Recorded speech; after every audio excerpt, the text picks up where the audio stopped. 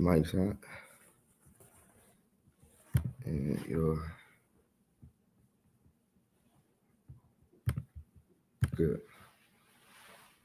What's good? Welcome to the Herb Howard Show live from the big studios. My name is Herb Howard. On this Tuesday morning, the Bears are in first place. I don't even know when the last time I said it. I don't even know when the last time I thought it. I think the last time I thought it was probably when Ryan Poles was at his introductory press conference. He said the Bears are going to take the North and never give it back. They have finally taken the North. May they never, ever give it back. Not this week when the Steelers come in, not next week when they go to Philly, not when they go to Green Bay, not when Green Bay come here, not when Detroit come back. May they never give it back. Let them have a run like the Chiefs had a run, because I think the Chiefs' run is over. We'll get to that a little bit later when we get to around the league. A lot of things we're going to get into. We're going to get a sawbutt from my good brother Gino. We're going to talk about this past Bears games, what our predictions were, and what we think about them going a little bit ahead. And we can also go around the league, and then we will have our segment of Buddy Ass Tweaking just a little bit later. But right now, let's talk about these Bears, man. They are in first place. They are 7-3, sitting alone atop the NFC North.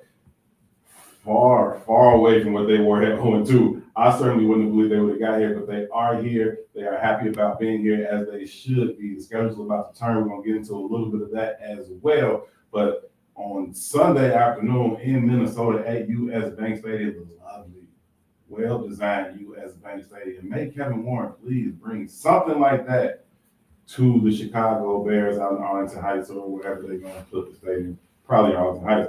But I hope he brings a stadium like that, man. That stadium is absolutely beautiful with the natural light, the great sight lines, the great acoustics, the sounds, all of it. Super dope. The Bears went in there and didn't care about none of that. They got to a 16-3 lead, and the Bears do what the Bears have been doing. They had to hit a little bit of a lull, let the Vikings come back, take the lead with 50 seconds left in the game, and then the Bears do what they also have been doing, which is go down and get the last and final game-winning score. This time it came in the version of a 48-yard field goal by Cairo Santos. He was 4 of 5 on field goals from the day. Not unimportant to the Bears' overall roster. Jake Moody, the backup kicker who came in and went 4 for 4 against the Washington Commanders, and I think he came in the next week and did the same thing against the Saints. Played really well in his time that he filled in for the injured Cairo Santos. He is now a member of the Washington Commanders. They saw him come out there in that windy, wet, rainy day out there in D.C., and he went 4 for 4. They signed him off the Bears practice squad, so he is now no longer available for the Bears as a backup to Cairo. Fortunately, Cairo is healthy and doing his thing. Cairo is not only the all-time leading field goal kicker in terms of percentage in Bears history, he now leads all Bears kickers all time in 50-yard field goals or more. He has 24, breaking the previous record owned by Robbie Gould at 23 50-plus yard field goals. So shout out to Cairo Santos. He hit the game winner, and the Bears are 7-3. Bears got to a decent start. Well, it didn't really get to a decent start. Actually, it was 0-3 going into the second quarter. The Bears failed to score on their first two possessions for the very first time. First time all season that the Bears did not score on either of their first two possessions. It was a bit of a slow start. But then they got their foot and they started getting their takeaways. Another pick by KB. He now has 5. He told me he's going to get 8 on the season. He is well on his way and staying on pace to be able to do that. Shout out to Deshaun Wright. His coach was a victim of the shooting that happened at Laney School, and he was killed in that shooting. That was Deshaun Wright's coach. They were very close. They remained very close to this day, talking almost weekly. This particular coach had got to Deshaun Wright right at a critical time in his life. Deshaun Wright's father was also killed, and Deshaun Wright and his brother decided they weren't going to play football anymore. Coach went to their house like, yo, can't let y'all quit the football team, man. Y'all need the game now more than ever. He went on to earn a scholarship to Oregon State, went on to be a third-round draft pick by the Dallas Cowboys, and now he is a member of the Chicago Bears. He has filled in admirably for the injured Jalen Johnson. He has 4 interceptions. I think he has a total of 6 takeaways from the season right now, which I think is leading the league. He's recovered a couple of fumbles as well. So shout out to Deshaun Wright. Condolences to you, sir. Tough situation for him. They did go out there and get an interception in the game in Minnesota. He dedicated that interception to his late coach. Took a knee right after the interception, said some prayers and some private moments. His teammates were there to support him through that. They'll continue to be. I'm sure he will be flying out, whatever the arrangements may be for his coach. But we send a quick shout out to LaShawn Wright in this time. Gonna take a quick break. When we come back, we're gonna be joined by one half of the founders. It is, I think, y'all favorite person on the show, and it's kind of irritating to me, to be honest with you. His name is Eugene McIntosh. He's gonna give me a softball right after this.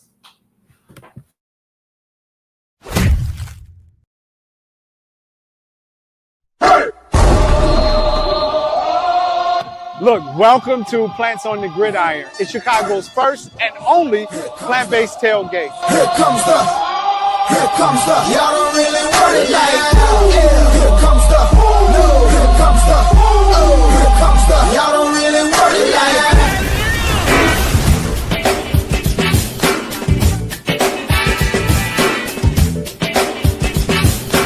Bigger world, baby.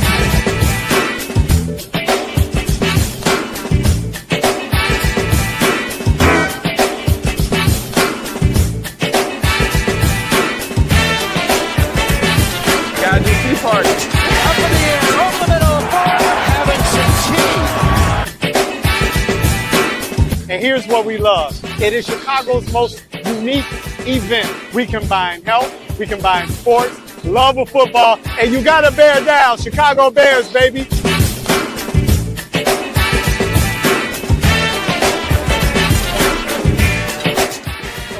Awesome to see the community coming together and just enjoying some really good plant-based food. There's people here that are meat eaters, there's people here that are fully plant-based, and we can come together as a community and just really have an impactful event.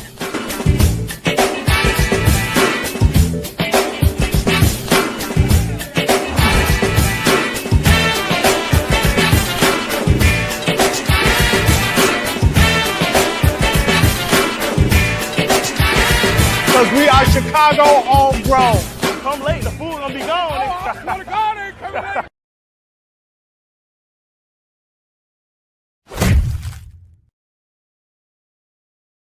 Ayo DeSuma, Morgan Park, and I'm rocking with the Bigs. This is Jason Kidd, and we're rocking with the Bigs. I'm Chris Bryant from the Chicago Cubs, and I'm rocking with the Bigs. What's up, y'all? This is Kyrie Irving. You're tuned into the Bigs. What's happening is Dame Lillard, a.k.a. Dame Dollar, and I'm rocking with the Bigs. What's up? This is D Rose, and I'm rocking with the Bigs. This is Mark Cuban, Dallas Mavericks. You're rocking with the Bigs.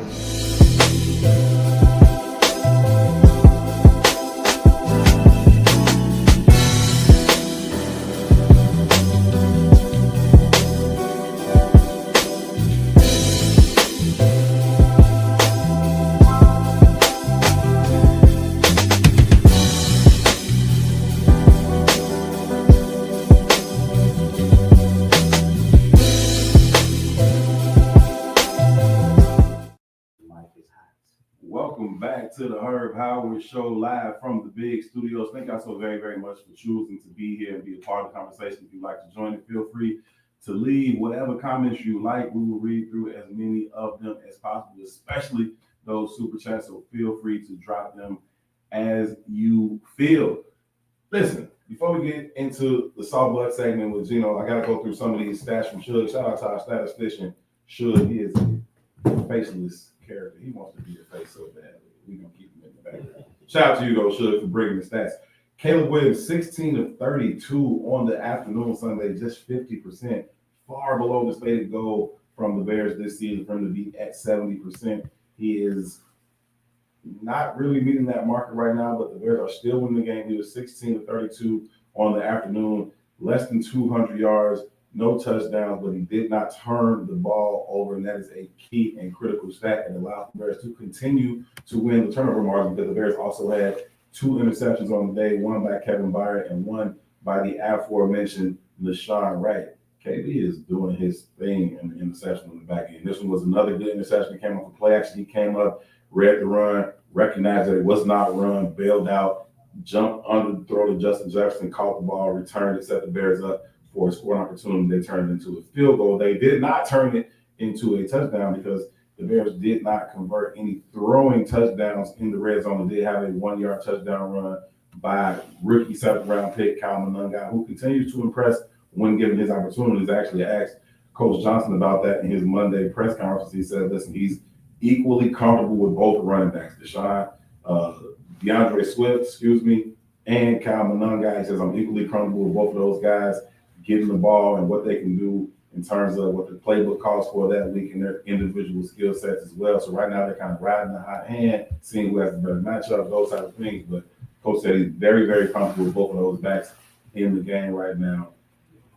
DeAndre Swift had himself another solid game. He continues to have the average up above 4 yards per carry. He was at 4.3 yards per carry yesterday. Cole Kmet, 5 catches. We keep talking about where's Cole Kmet, where's he at? He did lead the team yesterday, 5 catches, only 45 yards, but he had some big receptions in the game, caught the ball and ran well with the ball once he did do so. So shout out to him. And finally, Cairo Santos scored 5 in the field goals, including the game winner as time expired. Shout out to Shug for the stats. Gino, what it do, my brother? How you feeling, man? I'm all good, brothers. Another Tuesday. We're in the building. What's this, episode 12? Hey, y'all know better than me, man. I tell you all the time, I got the easiest job on the squad. I don't know what show it is. I don't know how none of the stuff in this studio works. You know, I just sit here and talk what I know. So shout out to y'all for knowing all the stuff, man. Okay, episode 12, man. Okay, episode 12 it is. Excuse me. But yeah, Bears 7-3. Being able to watch the game, watch a couple highlights over the last couple of days. Yeah. Had a couple takeaways, man. Speaking of takeaways, yeah, I was grappling with what I was more impressed with through week 11, which you just mentioned. Mm-hmm. Another week with the offense with no turnovers, the defense with 2 more takeaways. You get to see exactly what this team is when they're taking the ball away versus when they're not taking the ball away. The 2 takeaways takes their turnover ratio. What is it? They're like plus 16 now, which is the league best. Yeah. So I don't know what's more impressive to you. I think they work. I think they work in concert. Really, I think the defense. You know, the way they preach takeaways, and they started with Coach Dennis Allen, defensive coordinator. But a huge part of it is defensive backs coach and passing game coordinator Al Harris. Man, my boy, man. Al Harris had a long, successful NFL career, played with the Packers for most of it, so a lot of Bears fans know who he is. Yeah. He's also very, very famous for that Seahawks game, the overtime playoff game in which Matt Hasselbeck came to the coin toss. They won the coin toss. They said, we want the ball and we're going to score. Al Harris said, I'm going to take the ball and I'm going to score. First throw, pick 6 down the sideline, ball game, go home at Lambeau Field. So shout out to Al Harris, man. Every time you talk to him, he's talking about taking the ball away. He sets a goal for those guys every day in practice. Say, we're going to get 4 takeaways today. We're going to get 5 takeaways today. We're going to get this. And so it's constantly preached, and you see it out on the field. So I think those things work together. You got to give Caleb a lot of credit for not turning the ball over. Last year, there were times where I thought he was a little bit gun shy and just not wanting to pull the trigger. Right. And it led to some of those record high 68 sacks that he took. Right. But I think now it's not so much about being gun shy. It's about him not putting the ball in harm's way. And so putting it in places where his guy can catch it and nobody's going to catch it. We also see him off the takeoff and run. And so I think they're both commendable. And I think that, as much as anything, gives me confidence about what they can do when the schedule is changing now. They're about to play these good teams. You can still control the turnover margin. You can still win the turnover margin in the game. You give yourself a chance against anybody. And so that makes me feel good as these better teams start to roll in here on the schedule. I was also impressed with the Cole Kmet usage, man. The first 2, 3, 4 weeks, I asked you, hey, man, is Cole Kmet still on the team or not? Finally, man. We talked about Ben Johnson and his love for the 2 tight end set, and that's why they drafted Colston Loveland, and they utilized 2 tight ends like he did in Detroit. They hadn't been utilizing the 2 tight ends. Really, they hadn't been utilizing none of them until recently. Right. Even Colston Loveland wasn't really unlocked. So it's really good to see Cole Kmet get involved in the passing game. It makes a lot of sense, especially out the play action. I think now the Bears are running the ball so well, you're starting to see those tight ends get unlocked in the passing game. And just, I think it was also a part of just taking advantage of a smaller defensive middle and backfield. So Cole Kmet is usually in there blocking, does a great job in the run game. Yeah. But 5 targets, 45 yards. I think both of those were season highs. Yeah. 5 targets for 45 yards. Not a ton, but coming from where he's come from this season, it feels good. It feels like a vast improvement. You want to see see it keep going. It's also a byproduct of who they were playing, though. Right. We talked about playing the Minnesota Vikings. You talked about them not having the biggest back seven, but also being coached by Brian Flores. He makes those exotic design defenses. He brings a lot of pressure. The ball has to come out quick. When the ball comes out quick, having a big, friendly tight end in the middle of the field for you is very, very helpful. And Cole Kmet is,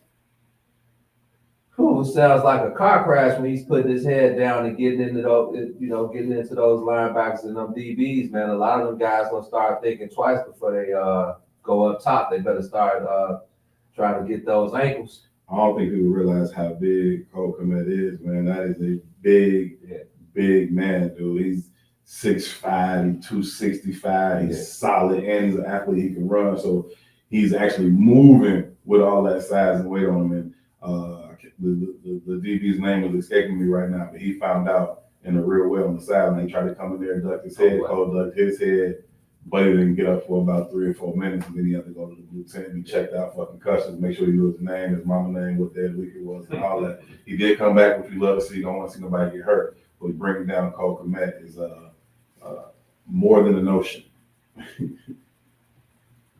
Takeaway number 3. I was impressed with the way Ben Johnson was cool with the run game, setting Cairo Santos up for that 48-yard field goal, man.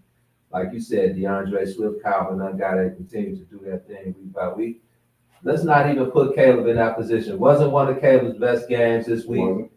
I know a lot of people are going to give him credit. Yeah, he led us, another driver, Caleb led us to the finish line. Well, no, he really didn't. It was DeAndre Swift with the big runs, continuing to just pound away. So I'll give Ben Johnson credit for continuing to smash the run game and get Cairo Santos in position to make up for a mistake. Not necessarily a mistake. Kickers miss field goals during the game, but to put him back in position to do his job and to get the Bears win number 7.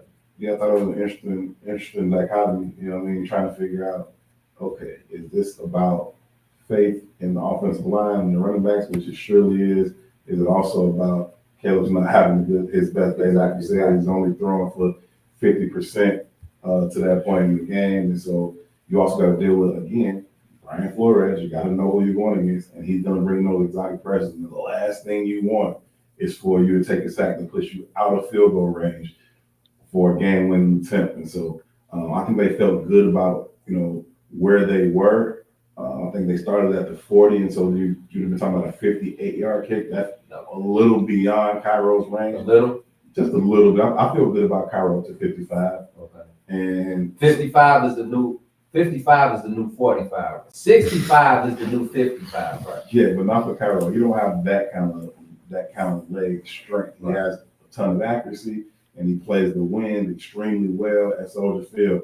But in terms of, just straight length and power, I don't know that he has that. So I feel really good about Cairo up to 55.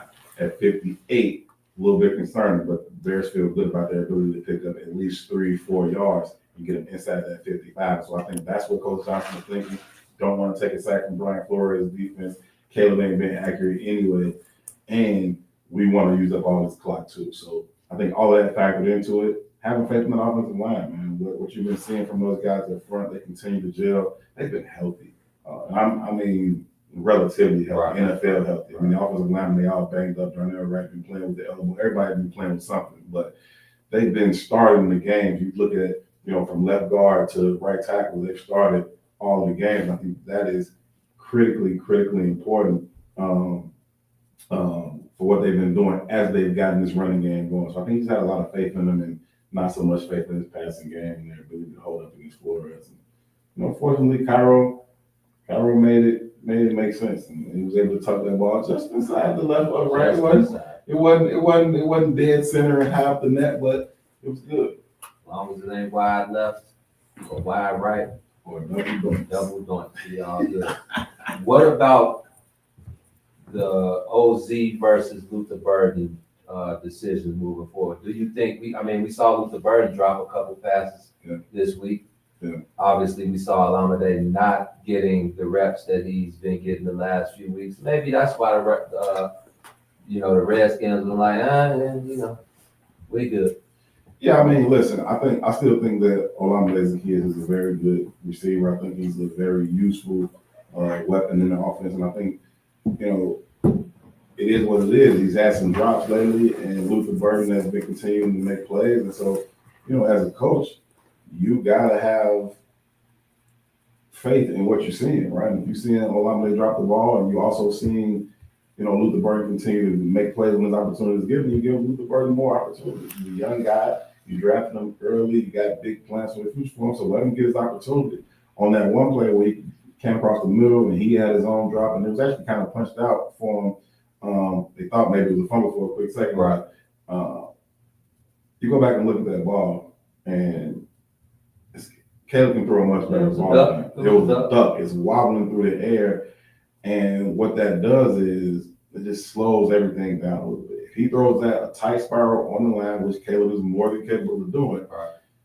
Luther gets that ball just a half second earlier. He's able to catch it and put it away before the defender can come and punch it out. So it all goes together. I'm not saying Luther shouldn't catch that ball. He should catch that ball and still find a way to not have it punched out.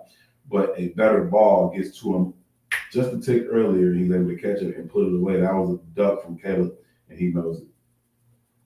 Moving forward, man.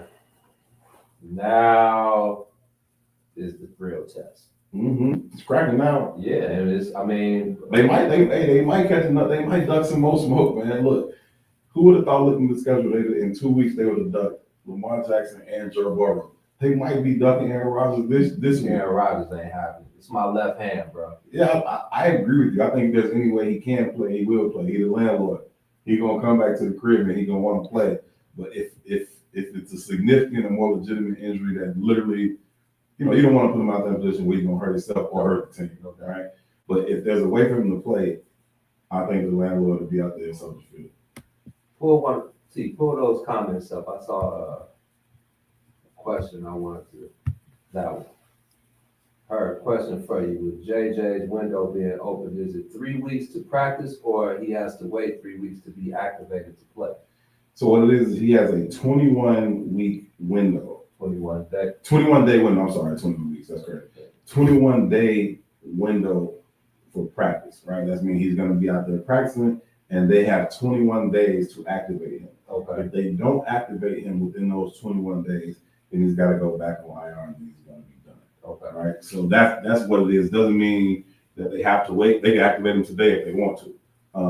But there's a 21-day window in which they have to activate him or shut him back down. So that's what the 21-day practice window is about. They opened it last week. So, he's got a little bit more than 2 weeks left. And so you talk about the Steelers game, the Eagles game, and then I think they come home for the Browns game. So he'll either play in the Browns game or at least be active. Okay. Right? At least be on the active roster or he'll be shut down. Well, yeah, the real test starts this weekend, and 7-3, it is what it is. But moving forward, man, we both agreed, well, me, you, and T, we all agreed that, yeah, the Bears have not beat a good team yet. Not just the facts. They haven't beat a team with a winning record. They've only played one team with a winning record. That was the Detroit Lions. We know what happened up in New York City. Can't keep towing the line of mid, just mid. Like I may have seen one really good performance out of the Bears this year, maybe two. I have to go back and do the knowledge, but moving forward, yeah, they're definitely gonna have to pick it up. Definitely gonna need more progression for Caleb. Hopefully, we get the defense, the defense back. What's any update on Kyler Gordon? No update on Kyler Gordon. They continue to say that they feel like it's going to be on the shorter end, and by that they mean they put him on IR, so he has to miss 4 games. So shorter end, you're thinking 4, maybe 5 games. So he should be nearing his return. You hope that happens. You hope the same thing with TJ Edwards, and then you kind of continue to monitor what happens with Jalen Johnson. I think all of those players will certainly help them coming back. I mean, you got to love what Nashawn Wright has brought to the table in terms of his ability to take the ball away and how he's made himself some money, man. I told him that, like, I had a conversation with him on some audio, and I said I might put it out on Twitter, but it was a pretty cool conversation.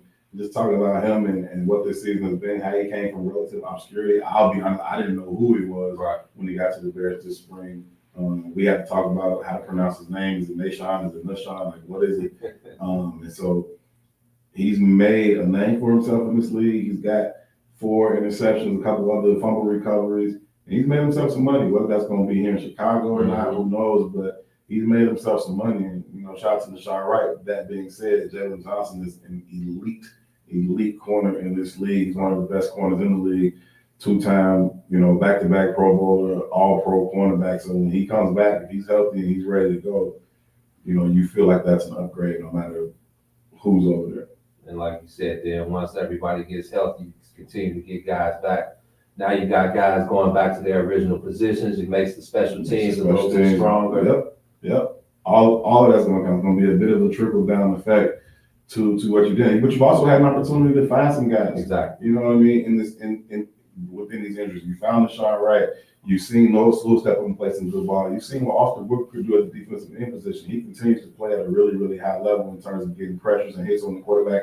He's also been much better in the run game than I thought he would be because he's undersized. He doesn't have the sheer size of some guys, but he's stronger than he looks, and he uses his length very, very well in terms of keeping the offensive lineman from getting into his body. He uses that long arm to keep him away from him. He was outside arm free and force those runs back into the inside. So I think Austin Booker is another guy who's really, really shown himself well. It's unfortunate that he had to miss the time that he missed after he got an injury in the preseason. I think is that because he led the defense in snaps this past week. I think he got. Yeah, no, I think he was like 51 out of 55. Yeah, 90, something like that. Up in the upper 90s. Yeah, he was on the field a lot, and I think he loves to play anyway. He's young, he can do it. So let him get out there and get busy. I think you like what you've seen from him so far. I think even in the short time that he has been, even having missed the 4 games, I think he's had more of an impact on this season than Diallo Dango did, who the Bears paid a significant amount of change to. He's now out for the season with the ruptured Achilles. I obviously have a soft spot for everybody who ruptured the Achilles because I ruptured mine, but the production wasn't there before. Big dubs, man. Big dubs. 7-3 Bears, man. We got to turn our attention to the Pittsburgh Steelers who are coming in. We got to take a quick break. When we come back, we will go around the league. I told y'all some of the games I thought were important. We'll check in on what those scores were, how those finals came out. Right after this, man. I appreciate you. Big dubs. Big dubs.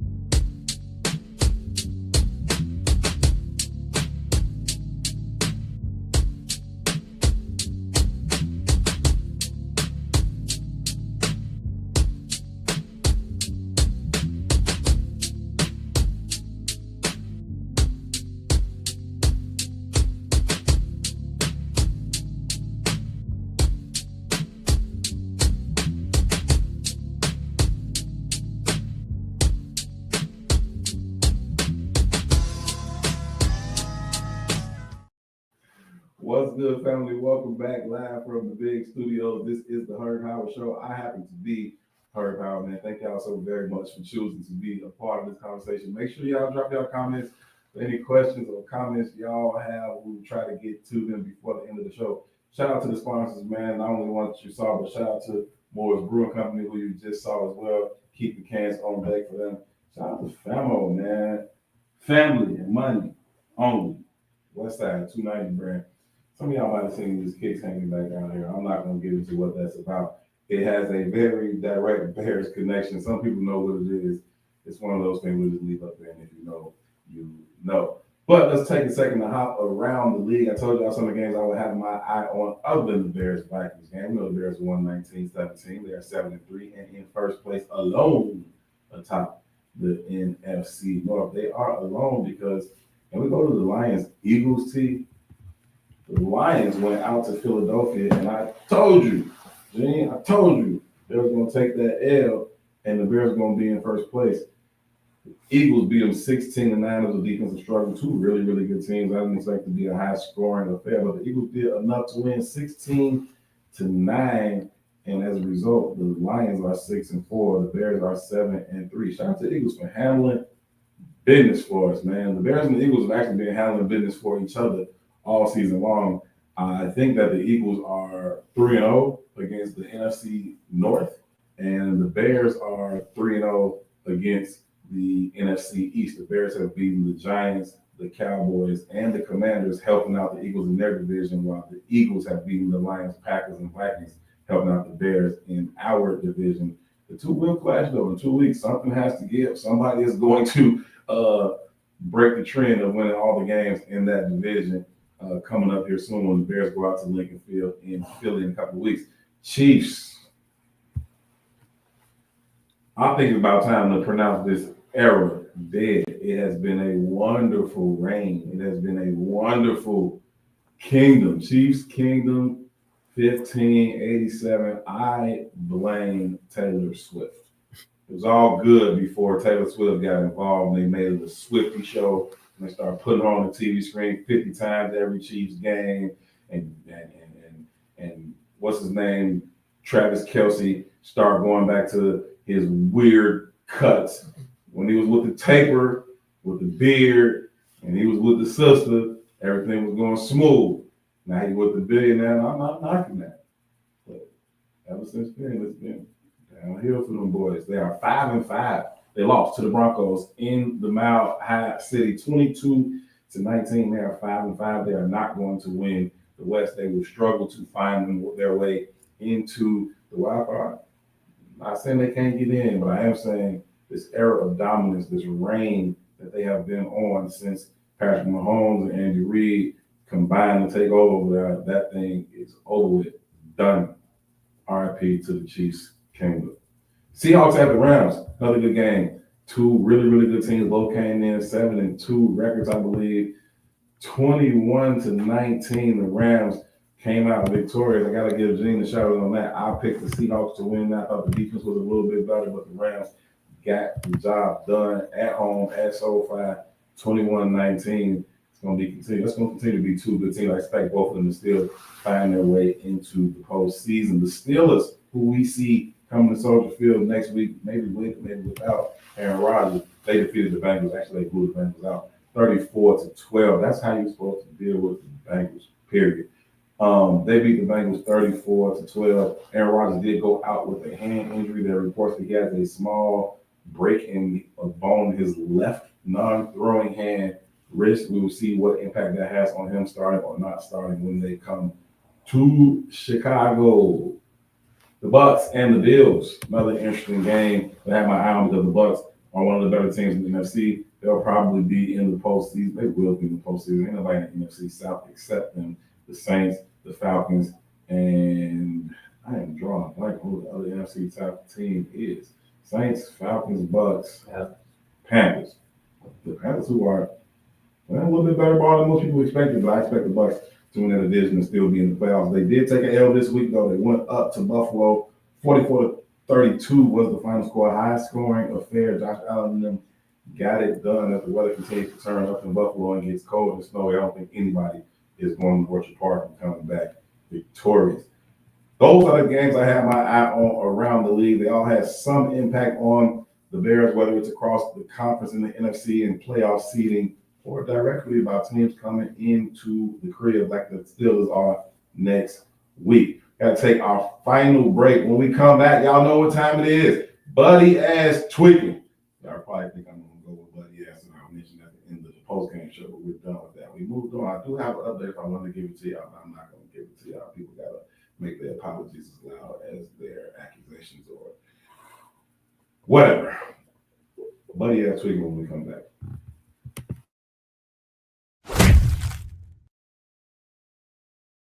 Ep.12, Morgan Park, and I'm rocking with the Bigs. This is Jason Kidd, and we're rocking with the Bigs. I'm Chris Bryant from the Chicago Cubs, and I'm rocking with the Bigs. What's up, y'all? This is Kyrie Irving. You're tuned into the Bigs. What's happening is Dame Lillard, a.k.a. Dame Dollar, and I'm rocking with the Bigs. What's up? This is D Rose, and I'm rocking with the Bigs. This is Mark Cuban, Dallas Mavericks. You're rocking with the Bigs.